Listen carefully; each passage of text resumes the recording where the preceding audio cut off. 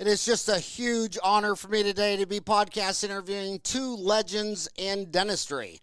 We'll start on the left with Dr. Robert James Bray, who goes by Bob. He received his Bachelor's of Science degree from the University of Dayton and later attended the University of Maryland School of Dentistry, the first dental school in the world, dental university in the world, where he earned his Doctorate of Dental Surgery, and then he got his orthodontic certificate at Eastman Dental in Rochester, completing his Master's of Science there. He's past president of the American Association of AAO. Congratulations on that. That's amazing. And that's in St. Louis. As president, he facilitated meetings with the ADA and the dental specialty group, which includes periodontists, pediatric dentists, oral surgeons, the whole nine yards. He has been a mover and shaker forever, and now he's joined by Chris Vranas, who's the executive director of the Schulman Group. He's the past executive director of the American Association of Orthodontics in St. Louis, where he lives and is now, for 17 years. And then he was also the executive director for the Association of Dental Support Organizations in Washington, D.C. My gosh, I can't wait to hear what you guys have to say today. Chris is the executive director of the SG Management, formerly known as the Schulman Group. He's well known in the orthodontic and dental space for having served as executive director for 17 years. Under his management, the AAA grew from 9,000 to 18,500 members with 90% market share and retention. That is unbelievable. I'm surprised the ADA isn't picking your brain every morning. Kathleen over there. Chris oversaw the fundamental changes impacting orthodontics during the early 2000s and prepared the members for a profitable future.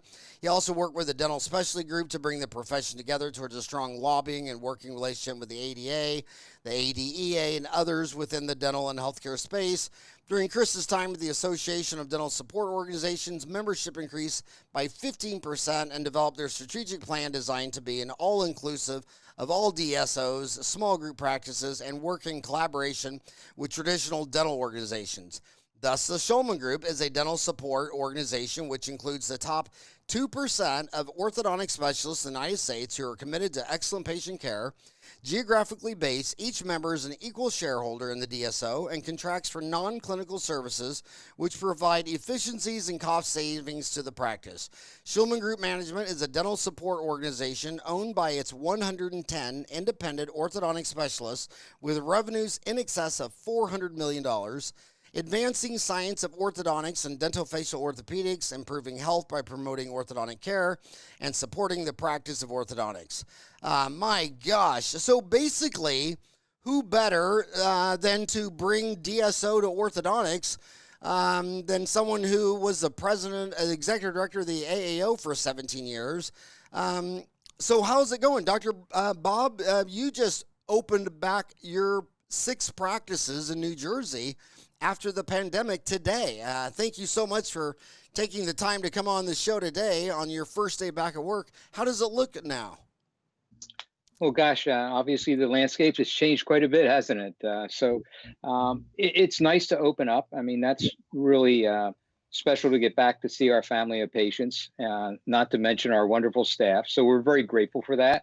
In our own practice, what we've done is we divided up into teams. There's 3 doctors, my partner, Dr. Tarby, and an associate, Dr. Walker, and we split up into teams so that we have the same staff members with us all the time so that unfortunately or fortunately, depending as time goes, we hope everybody stays healthy. But if they don't, we'll just shut down that team so we don't get any exposure throughout all the offices. So that's the way we're working. We're just sort of getting going. And, we hope to, like I said, get back seeing our family of patients, which is what we really all love to do. Now, I have to ask you, with the last name of Bray, there's another Bray in orthodontics, Rosemary. Is that your sister, your best friend? How, or just? Well, she's a dear friend and quite a real pleasure to work with. She's been a tremendous influence even on our AAO Foundation, working on a number of projects, raising money and involving staff. So Rosemary is very special. In fact, a little joke that we each laugh about is because we were at one meeting and she ended up in my room before I actually got in there. And they assumed that the two of us were sort of together. But she's really, really a nice person and has supported orthodontics for a long period of time. They always talk about her on Orthotown. She's a legend.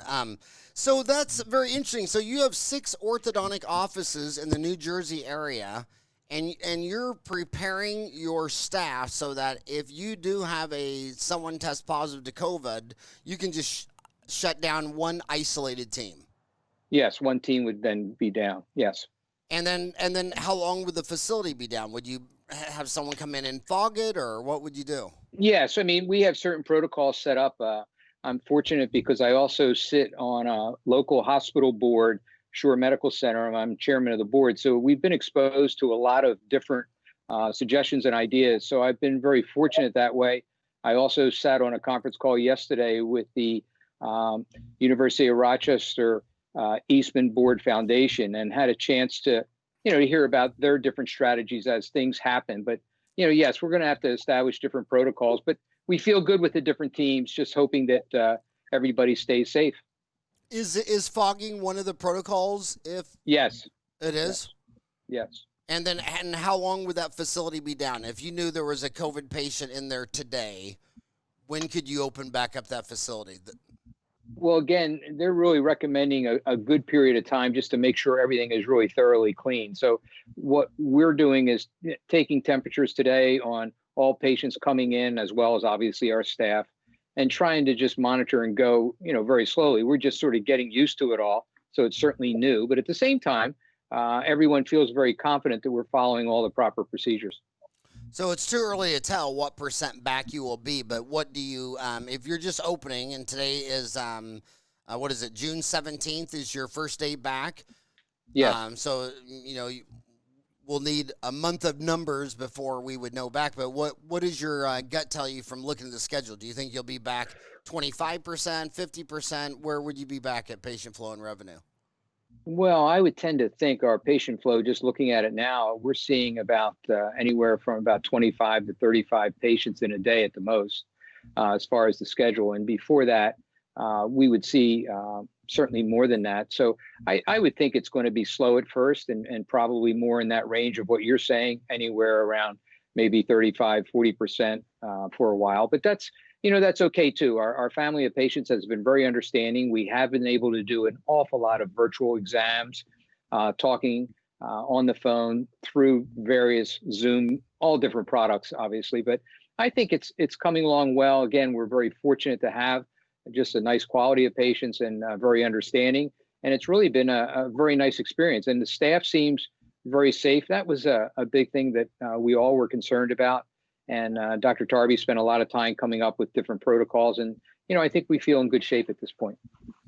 So, Chris, do you think this is how does this affect you rolling out the first really orthodontic, I can't say the first, Orthodontic Centers of America was the first.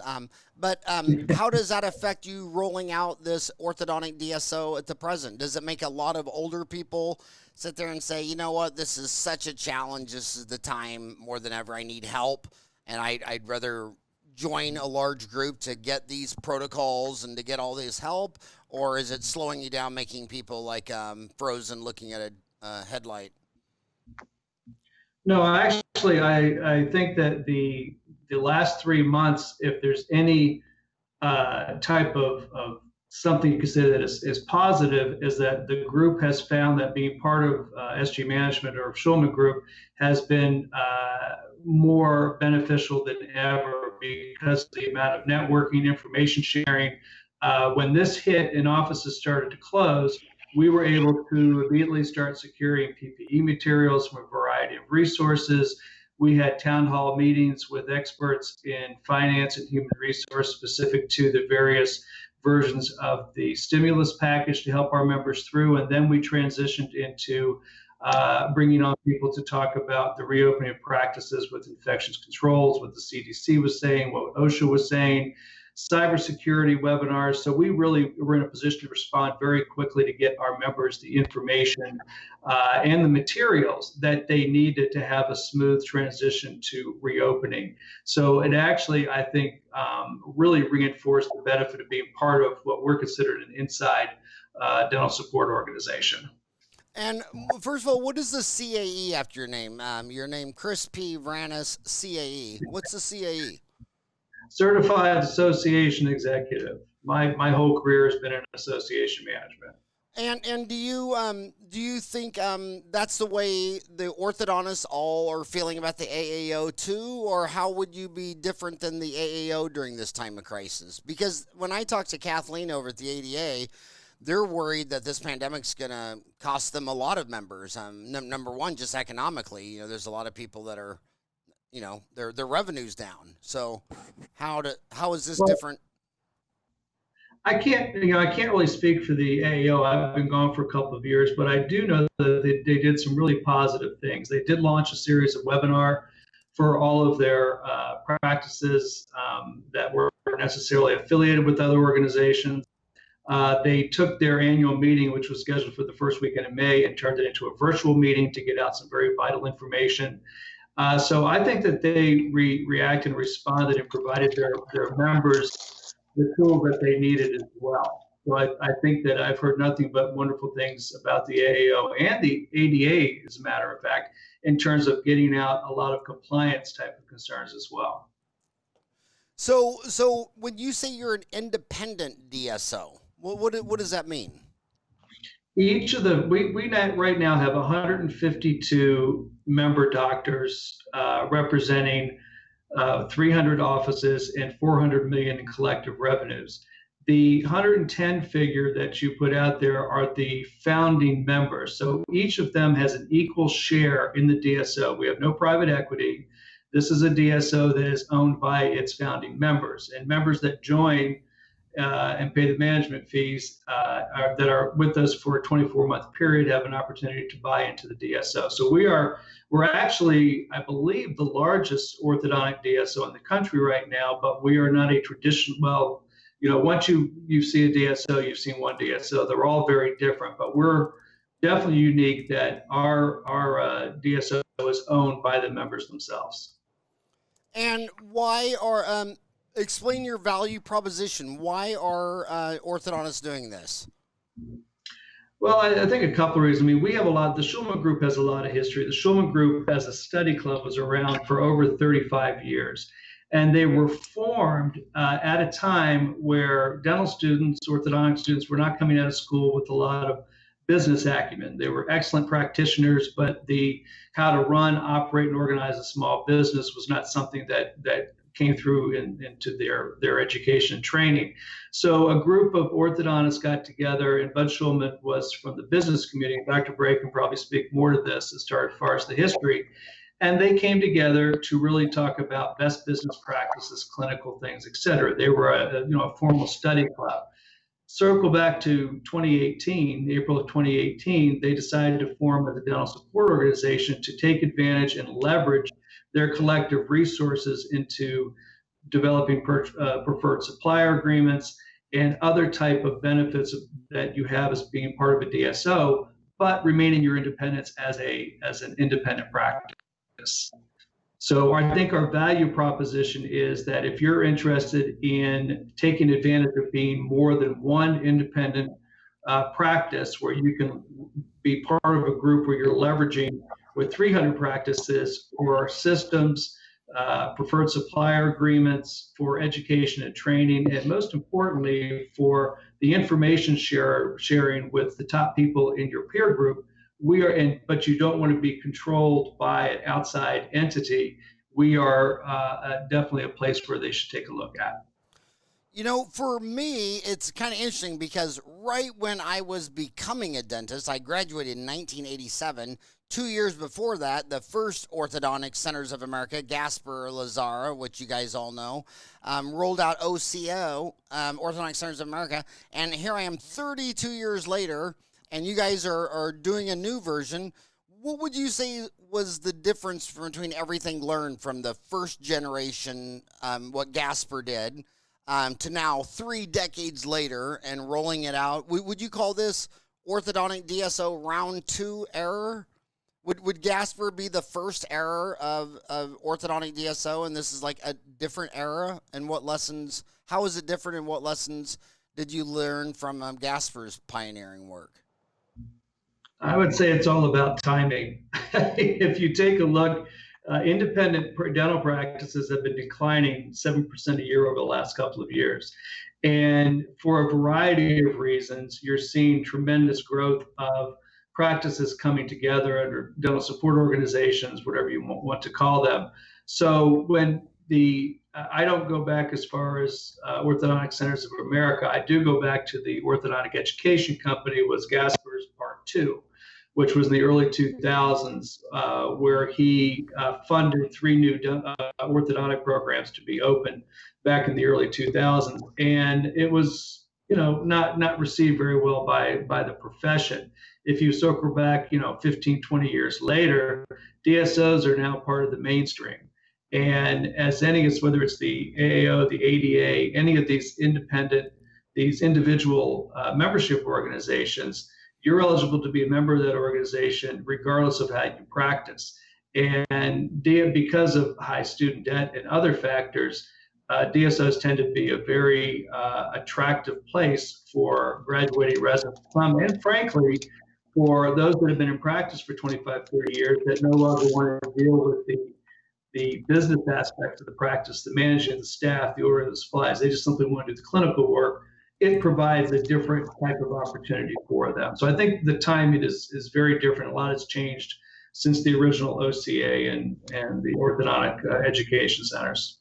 Well, that is true. I mean, economics in 3 words is supply and demand, and he invested heavily to get 3 universities out. My gosh, what were they? They were the Las Vegas, Colorado, and Jacksonville. So right. Jacksonville, University of Colorado, University of Nevada, and they're still graduating 35 additional orthodontic graduates a year from those investments. And if you increase the supply of orthodontists, the supply of orthodontics goes down. But then you have a whole nother factor with Smiles Direct Club. What is your thoughts on Smiles Direct Club, and how are your members going to compete effectively with Smiles Direct Club? Well, I think that they offer a different product, different value proposition. I think that Smile Direct Club has done a tremendous job of bringing awareness to orthodontic treatment, to straight, beautiful smiles, to a large percentage of folks that haven't been reached before. I think there's still a lot of opportunity for orthodontists and the potential patient population. I think what the orthodontist provides is that you have that personal service, and that you have the orthodontist that is there in touch with the patient, even though now there's many ways that orthodontists can cut down on the office visit time through virtual dentistry and other things that have actually jump-started over the last 3 months because of COVID-19. So I think that the traditional orthodontist who is using new technologies to reach a potential patient population that's based more on their terms than necessarily the practitioner's terms. So Bob, what do you think is exciting most orthodontists to join your group today? Is it the economy? Is it competition? Is it Smiles Direct Club? Is it the pandemic? Or is it just a perfect multifactorial storm of people seeing comfort in a herd mentality? Well, it's probably the latter more than anything. But I also think over time, I mean, we got started back in the late 70s when Bud Schulman selected out a group of orthodontists that he wanted to meet with and sort of teach them how to run a better business. And from there, over the years, it just has gotten stronger with different quote unquote leaders at the time. We had Bud there for a long time. We had John McGill. We most recently Ron Redmond, and then of course myself. So you end up having different people sort of mold the group over time. And I think it really got going because Bud stressed not only running a good business, but being very fair and sharing information so that each individual practice would almost be required, if you will, to bring up ideas or thoughts that could make everybody stronger. And they could be in the actual movement of teeth, but it also could be just in the arrangement of the business, hiring staff, how to make sure they're, trained properly, getting them set up with the right systems. And I think the timing was just right to get a group together. And then they spread out across the country, which frankly, from my perspective, that's what I like so much, because you get to hear, even with the pandemic, how everyone within the organization, if you can imagine, were reacting to, what is happening in their particular town, city, state.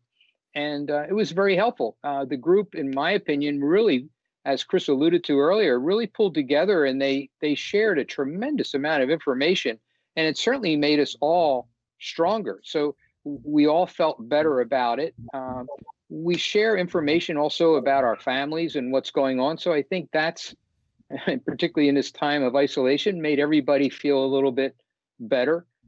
Each day they'd see an email come in from somebody, what's going on in their life, things like that. So I just think the timing was really good, and continues to be good for having a group of people across the country with the same goals. And yet they want to remain independent, which I really respect a lot, because, they don't want to give up the running of their individual business. And we want to make sure that, of course, happens. But at the same time, thanks to Chris, we're able to offer, some benefits of the size of us, and then in purchasing things or having certain benefits for our members. Bud Schulman was fond of saying, orthodontics is the greatest profession in the world. And he lived from 1920 to 2008. What I think was very neat about him also was the business of dentistry or orthodontics. It was very taboo when I was in school. I mean, if you went out in public and talked about dentistry and money, it was like you don't talk about, you don't go to church, and you just don't mix these things. And I think I wonder what he would think today. I wonder if 2008. He lived long enough to see Orthodontic Centers of America, but it's just not taboo anymore to talk about the economics of your profession, and it certainly was when I was in school. No, you're absolutely right, and I think Bud was, he was ahead of his time for sure. He actually, as you mentioned, he formed a company with a group of orthodontists called Dental Corporation of America, which was down in DC. And they, in essence, began to make appliances and doing different things for orthodontists. And he just continued to develop that. And then with the group, he would continually ask the tough questions. He would have people look at their tax return, analyze different things, make different suggestions. And I think it was a wonderful mix. And you're right, for a while, dentists and dentistry in general, and of course, orthodontics, no separate. I mean, we weren't given a lot of business sense. And I think now, with the margins getting tighter and tighter, that it's really appropriate for everyone in our field just to know a little bit more on how to save money with a particular purchase, or save money in general, just to take care of themselves. Because it's certainly not going to get, at least in my opinion, it's not going to be easy to raise fees. It's really going to have to be efficiencies on other ends, I think, in time. And we lost another great one, Eugene Gottlieb. Right. That was a Gene was phenomenal. Yeah. Yeah. So opening back up, I'm sure most of the orthodontists listening to you right now are at the same. I mean, I'm in Arizona, so we opened up last month. You're up in the Northeast. It's a little it was hotter up there, you should say. It was a lot more outbreak. What are the orthodontists? What are they saying to you as they come back online? Well, I think most of them, at least particularly that I'm online with a lot, are just excited to get back doing what they love to do. I think one of the things I love about orthodontists is that they really enjoy the profession they're in. So I think many of them are commenting, as I saw across the country as some opened, that they were just thrilled being back with their patients, talking with them and working with them. And it really made for a very special time for them. And they would comment, even you'd get a kick out of it. They would say, geez, I'm hot as heck, because a lot of the equipment that now we wear and different things, it is a little uncomfortable, but they were thrilled to be back. So I'm finding very positive responses, very good feeling. They're thrilled to be back going. A lot of them obviously are commenting that it's still, slow gearing up, but that's to be understood. And I think it's really, it just shows how much we all just enjoy what we do. Well, if anybody's complaining about wearing a mask, you need to come to my house and see my dog who's wearing one of those collar things. Sure. And, I'd wear a mask any day over wearing a dog collar. Right. My gosh. So you talked about the background of the Schulman Group because you have two websites. You have, and it may be, so you have the SchulmanStudyGroup.com and you have the SchulmanGroup.com. What do my homies listening to you right now need to know? What do orthodontists need to know is the difference between the SchulmanStudyGroup.com and SchulmanGroup.com? Well, Chris could probably tell you more about that. Schulman is the new one, the Schulman Group. So then the SchulmanStudyGroup.com is gone now. Just take that off and just focus on. It's history. Okay, it's history. So now it's just a Schulman Group. Okay, so go ahead. I was going to say it's www.schulmangroup.com is the new website. And what are they going to find if they go to that website right now?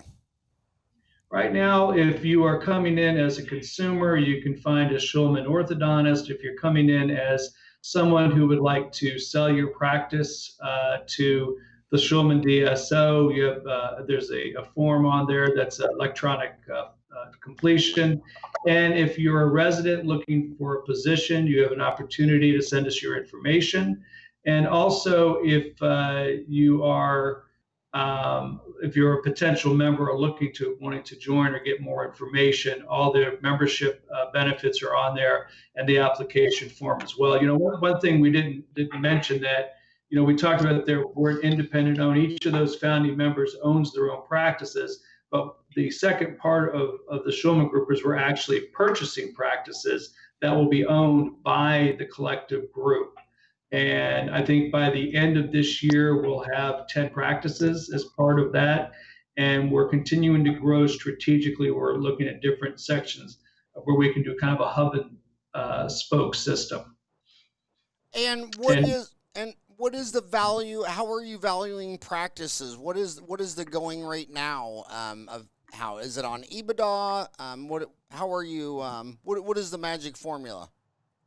Well, it's based on a multiple of EBITDA, but it's different for every practice because of what's going on with COVID.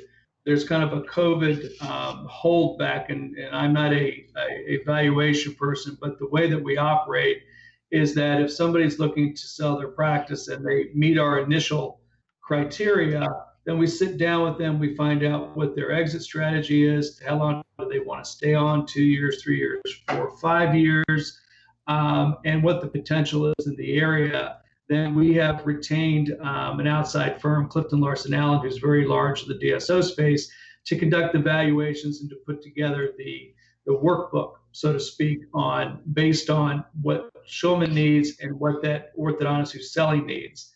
And then we conduct a site visit and we move on from there. But we don't put anything in a cookie cutter. We really try to work with the orthodontist to see what, but right now, one of the practices we're looking at is looking for a 5-year exit strategy. They want to stay on, but they're tired of doing the non-clinical things. So we're working with everybody individually. And that's what now is Ann Todd the one doing the acquisitions for you, or is she the one screening them? I see on your website it says contact Ann. Ann is our COO, and yes, she's working with the Practice Acquisitions Committee. And once we have practices under the Schulman Group, then Ann is responsible for managing those practices, and we are building a team as we get more practices to handle marketing, human resources, those types of things. But she will be the point person working with the orthodontist of whom we purchase the practice from. And it is Do you have a requirement for like the selling doctor? I mean, it seems like that's the most valuable asset. Are they going to be there for 3 years, 5 years? Is there a minimum on that?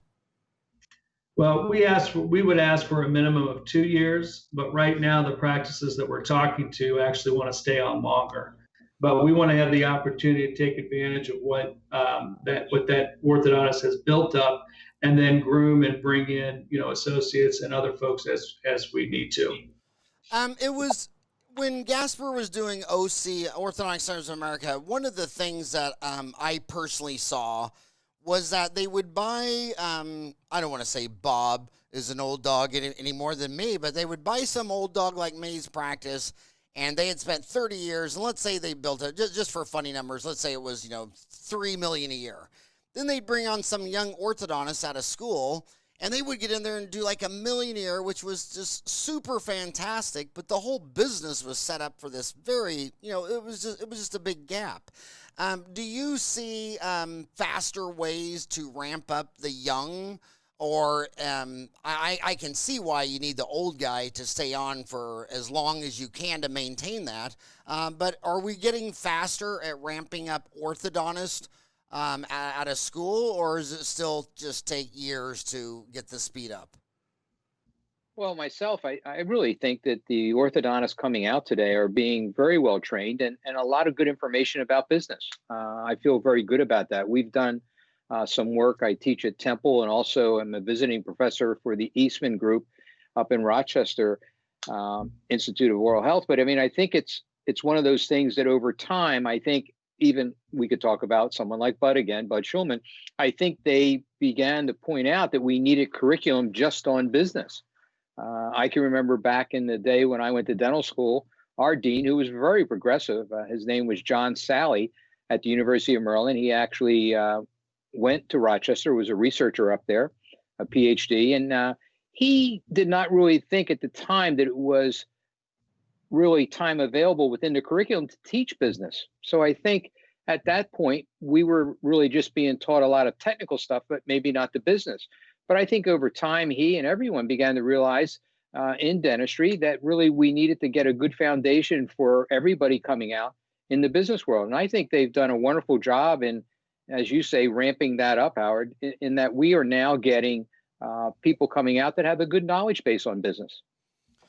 And I also want to say the young kids that are listening to this, we have a lot of you guys probably don't want to realize this, but almost all my email that I get at howard@dentaltown.com about the Dentistry Ensign show, they're under 30.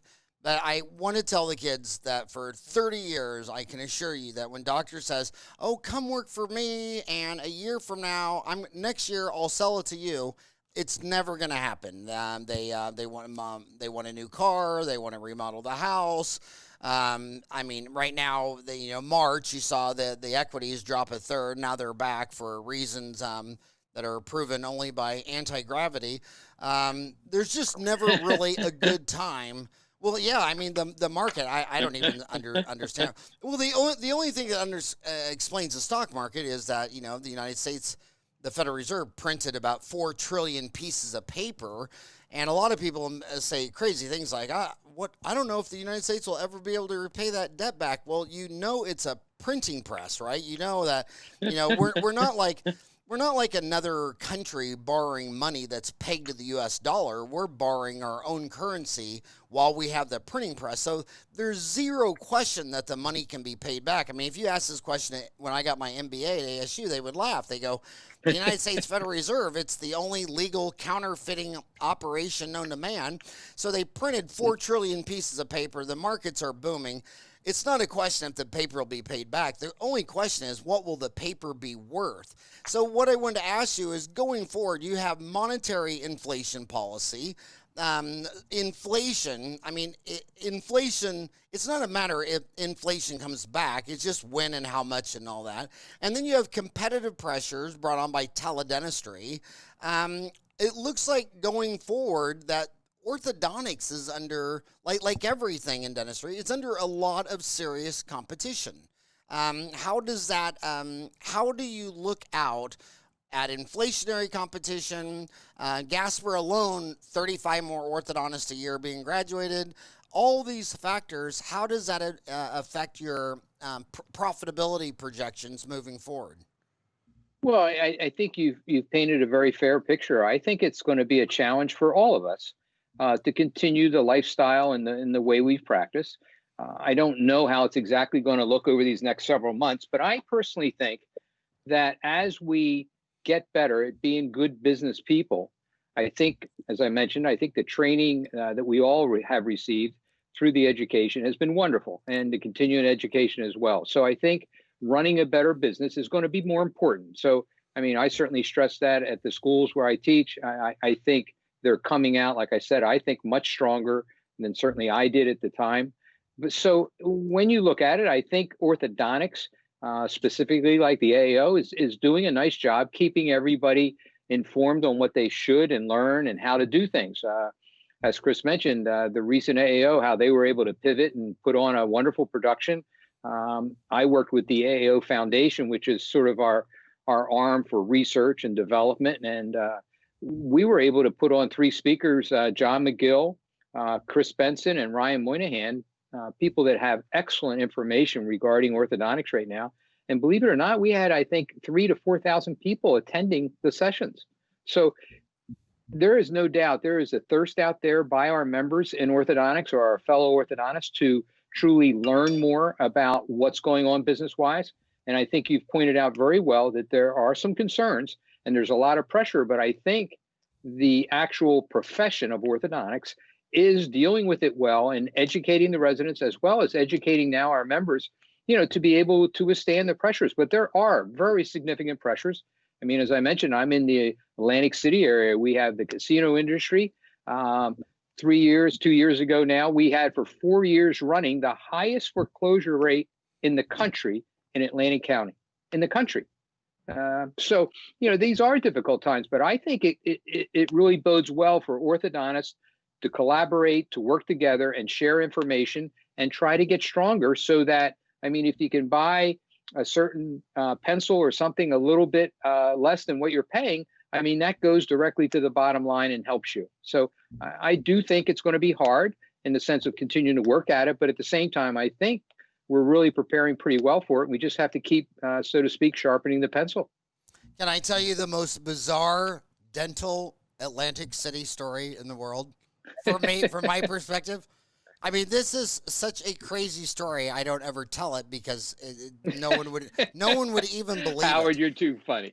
No, but this is absolutely true. I've lectured, and this August 4th will be my 30-year anniversary of being, on the road, on tour, 50 countries. So I lectured at the Trump Casino a few times, but one time I flew in there and the plane was late. My layover was late. I didn't get to the hotel about 1 o'clock, and the lady said, "We are sold out." And this was, back in the late 80s, early 90s. And I told her, I said, well, I got 500 people here tomorrow. I'm the speaker, and I booked this room a month ago.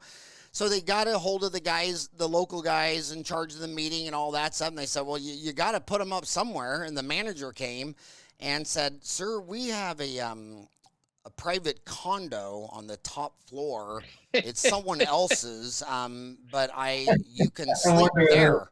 And guess whose condo that was? That was 6,000 square feet. My home was 4,500 square feet. It was a 6,000 square foot condo that looked like someone left it like an hour ago. And back then, when I was from Kansas, they told me it was the guy who owned it, Trump. It didn't even register. I mean, he wasn't a big name in Kansas and Arizona at that time. But crazy. I hope he took a lot of pictures. No, I mean, I didn't even have a smartphone back then. But anyway, so the ADA just announced yesterday they canceled their annual meeting with the Florida Dental Association. And what you're reporting is that you're having these webinars, and I mean, in all the lectures you've given in your life, I mean, I only had one lecture with 4,000. That was in San Paulo, Brazil. About a dozen that had 1,000 in Vegas. And now it's nothing to do a podcast, and you get 10,000 views. I mean, it's like, damn. I mean, there's just really, there's really no reason for any of this. I think so everything's really changing just rapidly. But I'm going to go back to the biggest argument against the business model of DSOs. And by the way, and I share these when I talk to Rick Workman at Heartland or Stephen Thorne. It's not like they're not aware of the argument, but it's their exit strategy. I mean, anybody who's profitable can go to NASDAQ and do an exit strategy, and you have all these orthodontists, and they're buying in, and they're getting shares and all that stuff, but it seems like it's just, it seems like if you can't go to the public market sometime to exit, it's just a red flag. What would it take for any DSO? You used to be the executive director of the DSO organization. When is somebody in America going to do an exit strategy on NASDAQ? If you go to Australia, you got 1-300 Smiles, and you got Pacific Smiles. You got 2 publicly traded DSOs on the Australian exchange. You have Q&M in Singapore. You have 3 publicly traded DSOs today, but there's never, since Orthodontic Centers of America, there's not one today. So what would it take for you to do an IPO? Or is that not even on the table in your mind? Or is that something you would never consider? Is that something that it's, what you need to do and it's just not achievable? Talk about an exit strategy in a public market. Well, I'll start. I think with respect to Schulman formed SG Management because they wanted to come together but still maintain their independence. So there's no private equity behind us. And I don't have a crystal ball, but I would think in the near future that we're going to remain an independent DSO where the members are still driving the show. As for, Heartland is the biggest one out there. Pacific Dental is still private. I really couldn't tell you. I think right now DSOs continue to grow at a very fast clip. There's a lot of buying there. You got, somebody that owns 3 practices that's buying 10. So they're building up there. You've got large regional DSOs, and, DSOs were able to respond a lot quicker to what's happened the last 3 months than an individual practice. So where that's going, I really don't know. But from the Schulman perspective, we formed to be different and to provide a place for orthodontic specialists who want to maintain their independence control, but take advantages of what a DSO can bring. Dr. Bray, would you anything to add to that? Well, I think Howard's hitting on an excellent point. It's a great question, Howard. I wish I could tell you that I have thought about that or given thought to it. I really have not. I really do enjoy the practice of orthodontics, and I like going in every day. Even when we weren't seeing patients, I still enjoyed going into the office. But at the same time, I do think that the space is changing. And so I would not want to say, down the road here, something may not come up along those lines, because I didn't really envision all the change that has happened already. So I think it's going to continue to go on. I do think that we will have to be, as orthodontists, not only excellent clinicians, but I think we're going to have to be excellent business people too. I mean, I think we're going to have to really know how to do things. I say to my residents sometimes, don't look to just run out and buy a building. I think it's important just to really think through each decision we do and realize that it's going to look a little different than it has in the past. But I still believe they're going to have a wonderful opportunity, a wonderful time in a great profession to enjoy themselves. And I really do. I feel strongly about that. And I don't see that, in my opinion, coming to an end. I really don't. But your question is excellent. Yeah, we've had some amazing real estate people on here on the show. I've had, Grant Cardone on twice, and Grant Cardone, he doesn't see how anybody makes money on real estate unless you own at least 16 properties. I mean, in fact, that's what he has convinced my son to do, is buy a 16-plex, live in one, and run out the other 15, because if real estate is an investment, you need some scales of economy, but a lot of people don't realize that. I want to switch to clinical just for a minute. How does are you the big ticket items? You're a young orthodontist. We're both saying buying the land and building. I don't know if that's such a great idea. Retail looks great because if you were a UFO and you flew over Phoenix at almost the speed of light and you look down, you would think the #1 franchise in Phoenix was Space Available, because that's the only sign you see as you fly over all this retail. Amazon is decimating retail. I'm the longest lasting tenant I've been in Phoenix in the same parking lot for 32 years. I did buy the land and building, but I mean, everybody just comes and goes. I mean, it's just a revolving door. But what about the big hype ticket items in dentistry, in orthodontics? And are you agnostic to brackets and bands, or do you group purchase? Like, does Dentsply Sirona say, if all you guys only buy from us, here's that bracket? Or is Ormco and all these brackets close enough to where you would want to pool all your resources together to get the greatest deal? Or is there still, and plus, I don't see how you can get all the orthodontists to agree on one bracket. I mean, on Dentaltown, you couldn't get 2 dentists to agree that today is Tuesday. I mean, in fact, the biggest red flag I have is when they say things like 99% of all the scientists believe in this. It's like, okay, then they're not scientists, because you couldn't get 100 people with a PhD to agree on anything. So whenever all the doctors agree on something, it's like they're ready to have it's just crazy. So there's 20 questions. Answer some of them. Do you are they all? Do you make one big purchase with one brand, or are you agnostic to all the clinical brackets and wires? Are you speaking? No, not at all. Are you speaking individually, or is what Schulman's doing? What Schulman's doing. Okay. You want me to take that one? Yeah, I'll let Chris comment, but I think you're absolutely right. It would be sort of like us right now sitting here talking about what kind of mask we should wear. I mean, there's more comments about masks than anything, but I think Chris will share with you the steps we're taking. Realize, Howard, I think the hardest thing for us as a group, meaning the Schulman group, is that we really do want to have each member maintain their own independence. And yet at the same time, let's be honest, if I can convince the 3 of us all to use the same bracket, that is a big help. We have excellent relationship with a lot of different companies, and they appreciate, who we are. But we realize, the more we can get all our members to look at one thing, obviously the better off. But Chris will tell you some of the specifics of, some of the things we're trying and doing. So as you said, we can't force our members to purchase from the same suppliers, but what we do is make it as economically feasible as possible. First of all, from a centralized standpoint, we provide each member access to Gate, so we can collect all the common KPIs, because data is king with DSOs. We provide a program called CureMint. CureMint is a cloud-based purchasing platform, so all the formularies and all the one-offs that orthodontists order from all go into this platform. So we can collect data.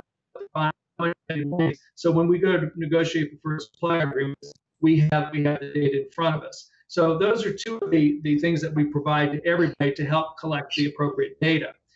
When we initially started this and I came on board, we did a survey to find out where they were buying their various core products from. And from that, we went out for opportunities to bid on being the preferred supplier of different, whether it's manufacturers, aligners, practice management systems, whatever it happened to be. And the companies that joined with us, because we don't want more than one in a certain category, because we really want, because it's going to help us if more members continue to grow with the same suppliers. We settled on those companies that, even though they might have already had 30% market share with Schulman members, they wanted to reach everybody. So they provided pricing that was across the board better than they could get anyplace else. So we have now 21 preferred suppliers in place, and our members are actually gravitating towards them because they see the benefits of the cost savings that they have. We had one member that when we launched with our manufacturer partner actually saved $50,000 in his bracket and wires purchase. So we're setting up programs where we believe they're excellent products and excellent pricing for our members, and then it's the members' option to see which direction they want to go. And you also are hiring associates. If someone was listening to you right now and they were in orthodontic grad school and they were going to, and they just graduated, I mean, it's June 17th. So how many orthodontists do you think just graduated this year in May? Probably. What is the class size now? It's about 600 or 700. I think it's around 700 or so. So if 700 just graduated in 2020, what is the marketability of a graduate associate? Are you hiring associates for your practice? What does the pay look like? Is it a base pay versus a commission bonus? Is it straight commission? What could they be expecting to earn? Dr. Bray, do you? Well, it seems to me that at least the numbers that I'm seeing are all over the map. I mean, it really depends, I think, more on, the relationship power that the person has with the person they're talking to. As far as round numbers, I mean, I've heard numbers as low as 1,000 and as high as 1,500 a day. But I don't want to say that they're the numbers. I'm just saying that's what I hear.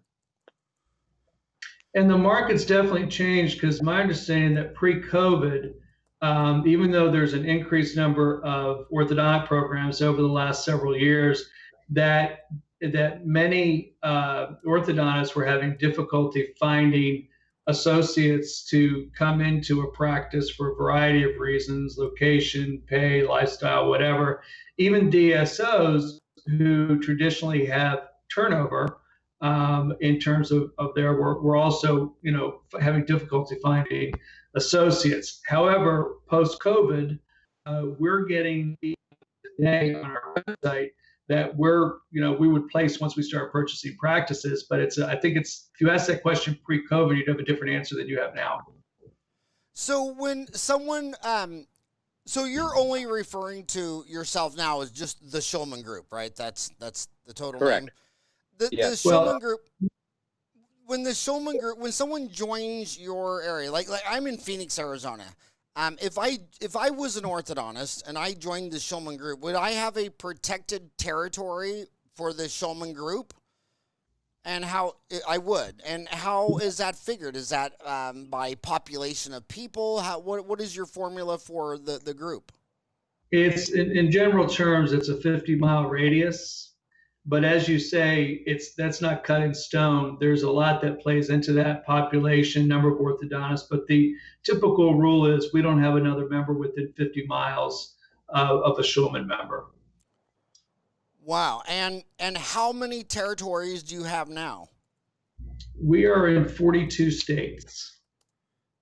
A 50-mile radius? Mm-hmm. Yes. A 50-mile radius is a 100-mile diameter. Yeah, but keep in mind, in a place like New York City, it's looked at totally different, though, Howard. You know what I mean? Mm-hmm. It really is based on density as well. Okay. So yes, because if you're a young kid in Kansas, I mean, you might, you go to New York City, one square block of 40-story Right. buildings might have more dentists than in the entire city of Wichita, Kansas. It's a 50-mile radius, except for just Manhattan. Well, different higher population areas as well. Somebody comes to apply, there's a lot of different factors that come into that. But in basic terms, is they try to make sure that if you're coming into the group, that we're not putting a Schulman member next door to you. And that's been in place, I think, since the group started many years ago, right, Dr. Bray? Yes, best I know, yes. Mm-hmm. Yeah, and you're in 42 states? Yes. So where are the 8 remaining states that you need to go to? I think Montana's one. I'd have to pull the list out. I don't know that off the top of my head. And And what would you say is the average expectation after a year of joining the group, and you have your 50-mile radius protected territory, which in Manhattan would be a couple of blocks, I imagine.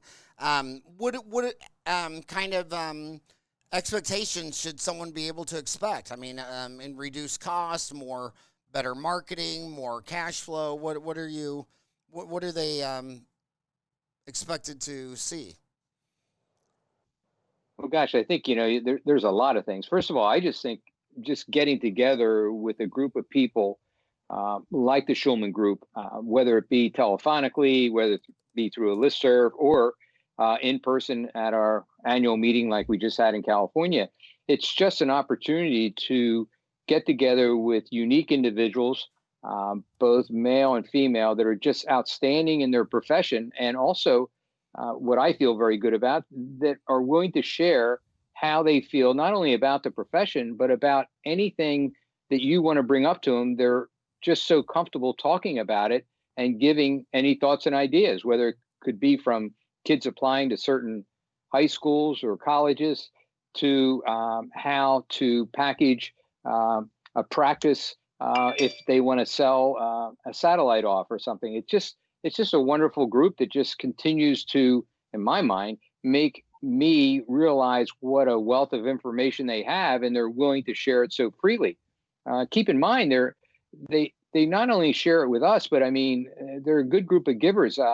We have in our AAO Foundation a group called the Keystone Society, Howard, where people earmark agreeing to set aside money for when they might unfortunately pass away. And the Schulman group is the largest group of individuals that actually belong to that organization and give. So I just think you just feel good dealing with a group of quote unquote friends. And at the same time, because they're all over the country, they're all experiencing different things at different times. So that's just, for me, I mean, a wealth of information happening all the time. And not that the virus was a good thing, but I mean, it really pointed out to me what a great value the group has, because things were happening to everybody at different parts of the country at different times. So it really was a wealth of knowledge being shared all the time. And I think all the members have just felt really good with it. I don't know whether that answers your question, but that's how I look at it, I think myself. From a tangible perspective, after you've been in the Schulman group for a year, yes, number one, you will see significant cost savings for your various materials, whether you're doing aligners, brackets, or both, practice management systems, insurance programs. You'll see tremendous savings there. But I think probably is to follow up on Dr. Bray, one of the key things that's most important is that they will have 152 colleagues and mentors for everything from clinical discussions, practice management discussions, staff management discussions, and even things on more of a personal level, because we have a listserv that's moving to a different communication tool where they really share information. So you automatically are getting a peer group of very experienced, very successful orthodontists to help you as you're growing your practice. So I can't help, whenever I talk to another orthodontist, I always get the biggest charge and reaction and giggle, bringing up Ben Burris, who's been on the show. Is Ben in your organization, or how's he weighed in on any of this? Well, he actually was in the organization, actually in the Schulman group for a period of time. I think at that time, I was also busy myself with the things with the AAO. And so I wasn't as active at that time in Schulman. But I think, without a doubt, he was present there. He's a very outside the box thinker. I brought him up because he's so vocal, thinking outside the box. But he got into a lot of trouble by wanting to bring in hygienists. And I thought, for me, I keep one eye on the patient and one eye on cost. And if I take my eye off cost, then the people can't afford to save their teeth. And I think the only way you can be a good doctor, once a doctor takes his eye off the business, he's not a good doctor, because there's almost 8 billion people on the planet, and I guarantee you 4 billion of them couldn't get an MRI today if they had to. And so address that issue. Why was it just considered sacrilegious and a mortal sin to have a hygienist doing cleanings in an orthodontic office? Oh gosh, I don't know why it was. I mean, I can't give you a good answer there. It wasn't part of anything that I had any involvement with. But I think dentistry, if we all look at it, I mean, I went to a dental school where dentistry was founded. It was Hayden and Harris were physicians who actually decided that they thought there should be a specialty in the mouth. And so they formed the University of Maryland Dental School. And so I think they've always been dentistry, very close, very sort of locked in step. And I think many times our profession has not really looked kindly when people have stepped outside a certain area, in my opinion. And so I think that was part of the difficult time, in that when you are in our field, sometimes just a certain idea might really be looked at by everybody else in a very poor way. It might be viewed differently 10 years from there, but at first, many times it's looked at a little differently. And so the closest Schulman Group orthodontist to me is Todd Dickerson, who I've known for over 30 years. Is he your only Arizona orthodontist, or are there more to come? Good. Boy, that's a good question. I don't know. I know Todd is there. You're right. And he's a wonderful orthodontist, really very efficient. You talk about someone running an efficient organization. Todd's the best. He's really great. But I don't know if we have others. Chris might know that offhand. I don't know if we have others in there. Do we, Chris? Not in Arizona, but we're definitely looking. The Schulman's not looking to be the size of Aspen or Heartland or any of these folks. Schulman has if we get up to 200 members, that's probably the sweet spot for us, because they want to keep the intimacy. So we have added, since we formed as a DSO in April of 2018, we have added 21 new members across the country. And we'd love to get up to that that 200 mark, but we're not actually running all of these membership campaigns and that type of thing, or at this point that people are coming into the group. So if Arizona's a big country, I mean it's 6 million people. There's 6,000 dentists. Todd is in Chandler, Arizona, so that 50-mile radius. Let's just take out the Phoenix metro. You still got Tucson. You still got Flagstaff. If one of my orthodontist friends was down in Tucson and he just said, explain to me the opportunity like I was 5. I love when they said, explain it to me like I was 5. I'm an orthodontist in Tucson, Arizona. Explain it to me like I was 5. Why would I join? How much would it cost? Lay it out for me like I was 5. Okay, well, Chris can certainly comment too. I mean, for me, a lot of times people like to start with money. So one of the things is cost. Howard, there's a cost of $10,000 if in fact somebody wants to join the organization. So that's a dollar amount. With that, my opinion is that the member probably receives about $4,000 to $5,000 benefit right away back from different programs that we have set up for them.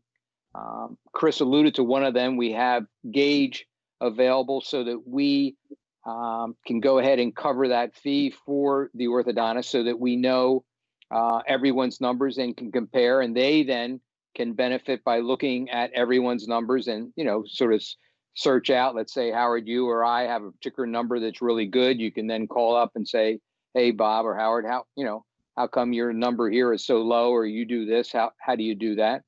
I think that we look for people to also be very giving, in the sense of giving back. So we're looking for people to come up with certain pearls or ideas themselves that they share.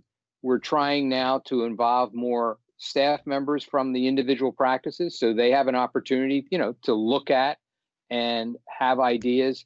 that their team itself can get stronger, Howard. And I think that's important. And I think the value of the continuing education and the sharing of information is another huge value that you can't. I mean, for me, particularly, the virus was a great example. I mean, there'd be no way you would have a feeling for what is happening across the country in a very real way that we actually had going on every day and every evening. You'd be getting information from our members. And if not that, Chris was arranging to have different webinars being put on for all of us from different experts. So I just think it's an idea of having a group of people that you enjoy seeing, being with, and sharing information. Well put. Did you want to add anything to that? Yeah, I think that the bottom line is, if this colleague of yours in Tucson wants to be part of an organization where you have all the benefits that a DSO would provide to a practitioner in terms of cost savings, education, information, but at the same time maintain your independence, but be around a group of colleagues where you could share and ask and receive information, that the Schulman Group is for you, because we're the only one of its kind out there right now. That is amazing. And when you came on today, what was your goal, or what questions were you hoping I would ask that I wasn't smart enough to ask? I think you asked a lot of questions I didn't expect. Brought me back a few years back. But I think our goal is to really everybody in orthodontics knows about the Schulman Group. Not everybody knows of where we've come in the last year and a half, how much we've grown, and that we are not this kind of exclusive study club, that we're now taking that and we're now an inside DSO where you maintain control of your practice but have all the advantages of a dental support organization. And then where we're trying to get out there is that if this is something that, because being a solo practitioner without being part, whether it's a buying group or whatever it happens to be, is going to get more difficult to be able to maintain with everything that's going on around them, with the small direct clubs, the candidates of the world, the DSOs coming into rural communities, whatever it happens to be. So I remember speaking about this 7-8 years ago when we first started talking about the growth of DSOs and how organized dentistry should not be saying, we don't want you. The question should be, how should we collaborate? And I think that's where a lot of dental organizations are now. But taking that to the next level, if you're an independent practitioner, being part of a larger entity that fits your lifestyle, your sensibilities, your values, is where you're going to continue to grow. As we said earlier, I think solo practices are they're losing ground 7% every year.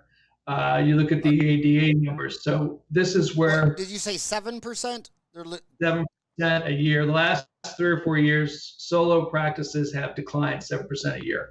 So I think those practices out there really need to get on board with being part of some larger entity, just to continue to compete, unless they're in a completely unique situation where they're in a rural community of 50,000 people and they're the only game in town. That's probably the lone exception out there. And I think, Howard, too, if I could comment, the other area that, sometimes, it's difficult to maybe envision, but let's just say one of the members let's say the West Coast has a particular situation with maybe one of their kids or one of their staff or a family member, sharing some of these things and all of a sudden opening it up to a group of people that are very well educated and in all different parts of the country. I mean, they came up with some remarkable ideas and solutions to problems that when you're sitting there alone and have a particular problem, whether it could be health or any issue, it's a chance to have some other people that really care about you share information. And I've seen that occur time and time again on our emails where someone puts something out there that they're going through with, and we all deal with different things, but to share it and then to have immediate responses I'm saying sometimes 8 or 10 responses within about 20 minutes of something that has happened to somebody, and they're responding on, hey, that happened to me too, or I know somebody had this is going on. So I think there's a number of things. Sometimes it's hard to put a number on it or say a value on it. But I know for myself, I just feel good that I know I could put something out there, and within a short period of time, a number of people would say, Bob, I had this happen, or I had that. I saw this. I went to this doctor. I did this, or my child went here. And I think that's a nice, comforting feeling. And are you seeing a good opportunity in some states more than others? Whenever I look at reports of orthodontics, you can see, like you take like a McDonald's franchise. There's exactly a McDonald's for every 25,000 people, and they're evenly distributed. I remember when I got to Arizona, the first thing I saw was 6200 South McClintock, and it had like 50 dentists in one building. And then I saw 450 Sutter Street in San Fran, where they literally have a 40-story building just filled with them. You always hear about the rural's always complaining that, my county doesn't have a dentist, let alone a specialist. Do you see a further going into more rural, or do the economics really not just work there? Or are orthodontists not in these small counties for reasons?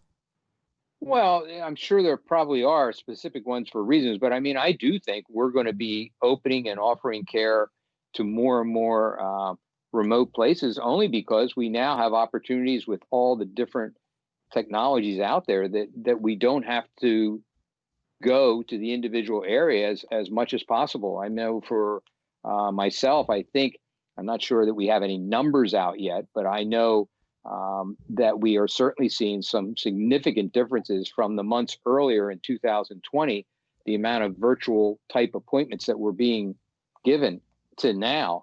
The number has really increased significantly. And that's not only of what I would refer to as teledentistry, but telemedicine. It's just, I think we are changing, and perhaps, I'm not saying we will, but perhaps we'll be changing for a long time, meaning that we'll all be doing more of this.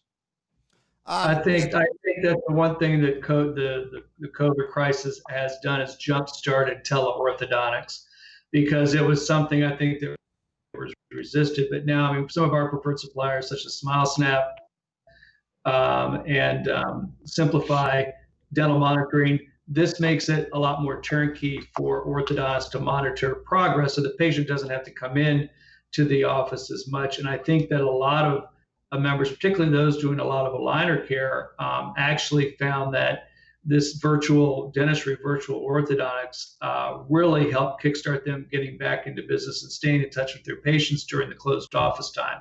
So I think that's something, and we had a program on this at our annual meeting. I think you're going to see that this is now going to be part of the mainstream of practice.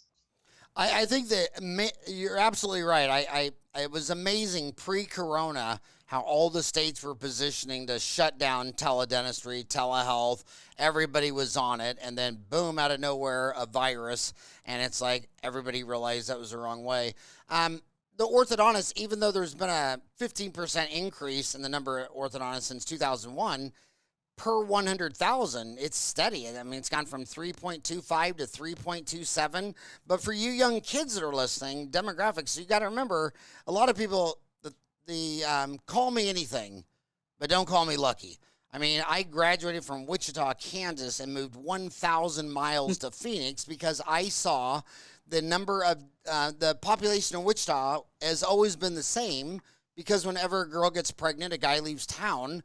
But every year, UMKC and Creighton would throw 50 more dentists on the same number of people. And I saw those people moving from Wichita. I saw all those people moving to Phoenix. And I just want to tell you, young kids, if demographics don't matter, then just go set up your graduate from school, go set up in Afghanistan, and then call me in 10 years and tell me how that worked out for you. But just for orthodontics, Arkansas has 2 orthodontists per 100,000, and Utah has 5. Now, I don't care what you think, but Arkansas, it's a home of, my God, Walmart. My sister lives in Fayetteville. It's the most beautiful state in the world, but if you don't have a dog in any 50 states, why would you go to Utah with 5 per 100,000 when you could have gone to Arkansas for 2? So I've said it on this show 1,000 times, demographics matter. And if they don't matter, go to the Congo and think about it for a year or two, and then you'll realize demographics matter. But last question, we'll start with money, we'll end with money. So I'm an orthodontist. I'm in Tucson, Arizona. I want safety and herd. There's a lot being thrown at me. I'm getting older. I'm getting tired. There's a virus. The economy is insane. Can you give me any metric? So my orthodontic office, is there a certain size you're looking for? Or if you're going to buy a practice, does that to be group practice? I mean, Heartland is very clear. They'll tell you this is what we're looking for. What are you looking for? What is your ideal practice, and what metric would you pay for that?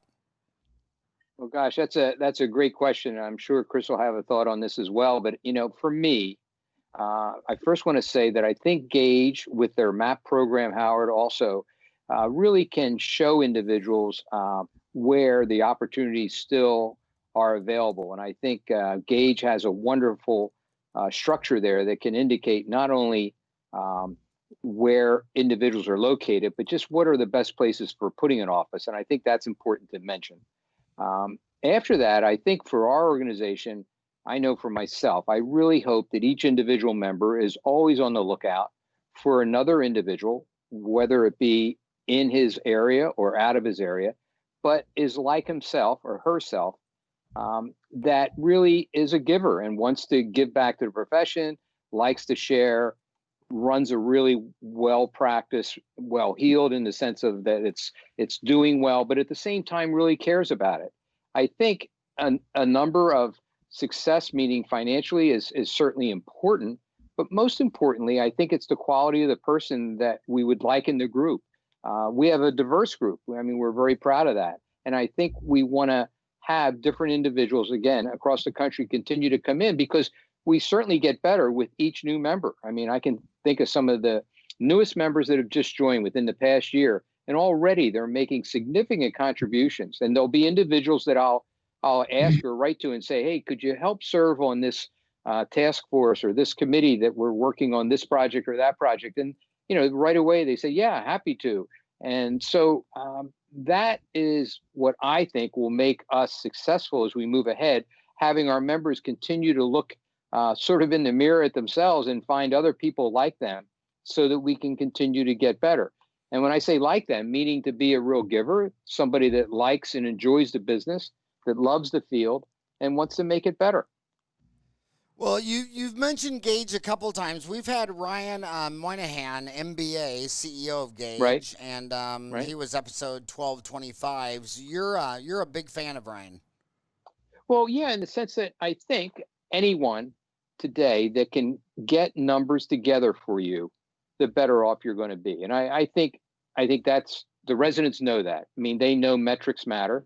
And so the more we study them and figure out what's going on in our individual practices, in our communities, as I mentioned to you, I mean, I'm not that I was thrilled with that, but when Atlantic County went through 3 or 4 years where they were the highest foreclosure rate in the country, I mean, you certainly know you had to be careful. And we were dealing with a lot of families that were really hurt by what was going on and in the casinos and different things in Sandy, the storm. So, I mean, we had to make adjustments to finances and help them out because, I mean, their kids were in treatment. They wanted to help, but they were losing their job. So I think, you want to know the metrics. And I think Ryan's program enables you to know those metrics. But I think overall, you still want the quality of the person coming in.